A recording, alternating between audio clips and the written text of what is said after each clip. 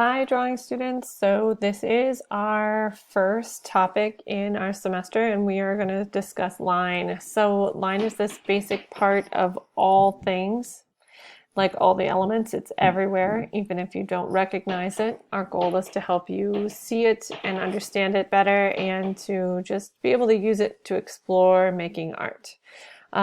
Before we get started, I really need to make sure that you have your notes set up. So if you have not set up your notes, you can watch this video. Please do that before you start our recording today. And this link should get you to the video that tells you how to set up your sketchbook. We're going to record the notes on page 7 in your sketchbook. There are not a ton of notes, but there are a few basic terms and things I want you to be familiar with related to line. So let's get started. So our guiding question for this work is, how can line quality change the expression of a drawing? So what I'm asking you to think about is, how does the way the line looks in an artwork, how does it change or impact the way you feel? Can it? You can think about that. So line quality can mean a lot of different things. These are the notes I'd like you to record. Line quality is the way the line looks. It's the style plus the weight or thickness of a line. I'm going to break those definitions down here. Line style is the character of the line. If it's rough or smooth, jagged, irregular, those kinds of things, it's like it's fashion sense, right? It's the way, the style of it. It's like the font, for example.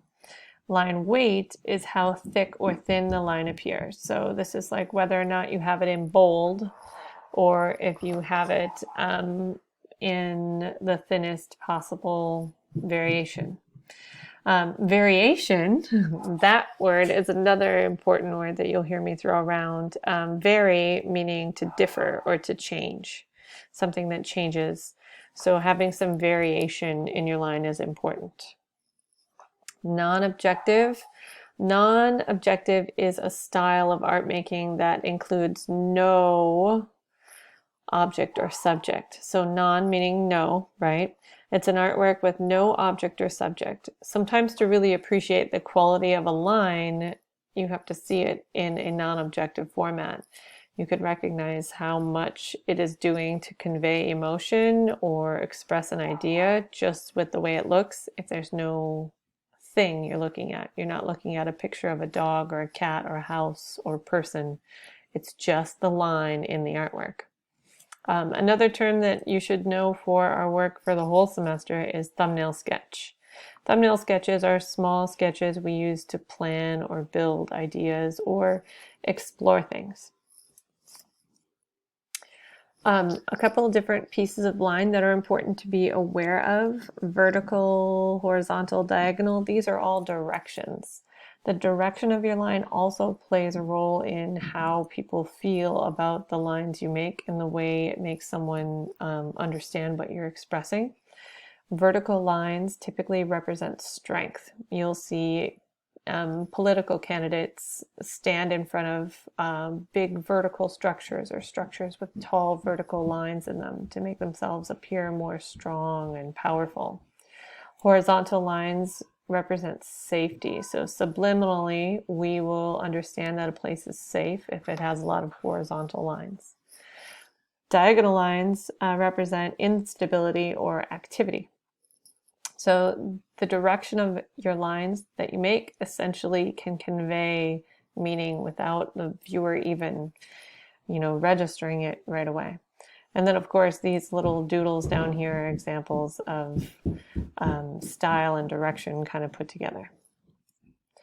This is a great example of non-objective drawings. So these two works by Philip Guston are non-objective drawings that show varying lines. They go from thick to thin, and that kind of is what makes it interesting to follow and look at.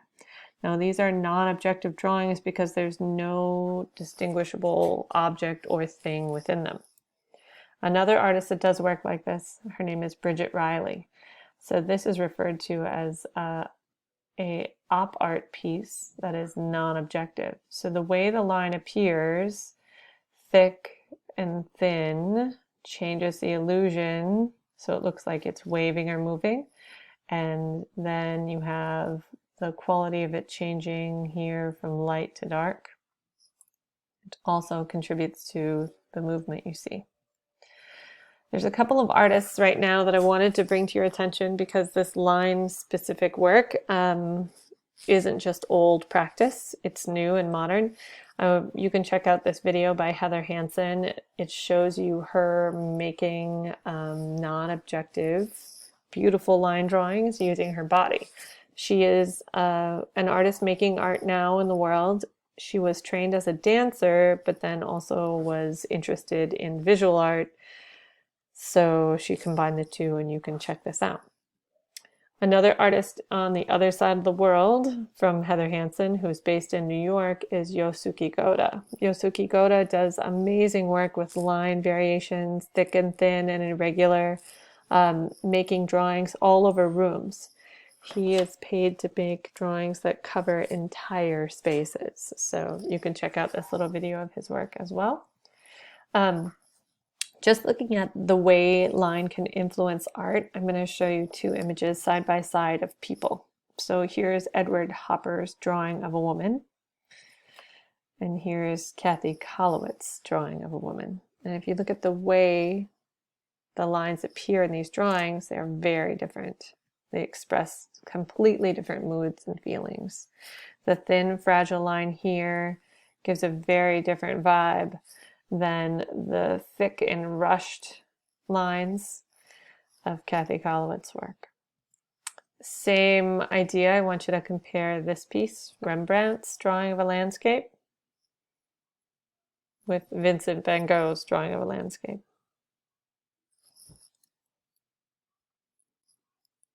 Back and forth. One more piece to show you like the structure of a line.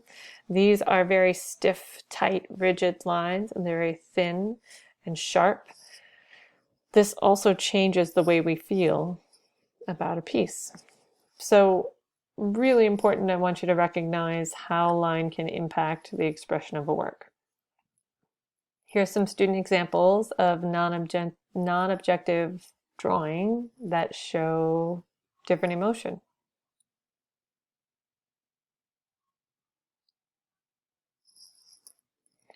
Now your first exercise is to complete a doodle page. You are going to draw and fill an entire page with different lines. Our goals are to expand your focus and stamina in drawing, play with and explore making different marks, and I want you to fill a page of your sketchbook. So you're going to go to page 8 in your sketchbook, and you're going to set a timer for 15 to 20 minutes, whatever you think you can do. Turn on some music that helps you relax or that you enjoy listening to, and start your timer. I want you to doodle and play with lines without judgment. Don't stop and erase, just keep going. You can talk to people and visit while you're doing this. You can make lines that disconnect and connect in different ways. You can make some lines thick, some lines thin and light, some lines heavy and dark. I want you to just try and relax and fill a whole page. So here you go. This is our first adventure in drawing. Good luck.